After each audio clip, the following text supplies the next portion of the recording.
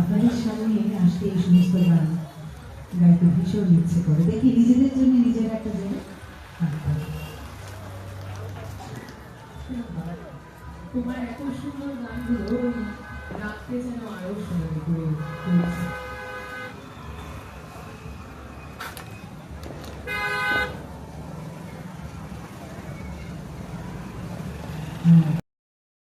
ঢাকা বিশ্বাস আর আপনারা রয়েছে, সবাই মিলে কিছু একটা করার চেষ্টা করছি। আসলে যে কোনো বড় কাজ একা একা তো করা যায় না, একটা টিম ওয়ার্ক বলতে পারে। এবারে যে গানটি গাইছি এটি বাংলা ছায়াছবি।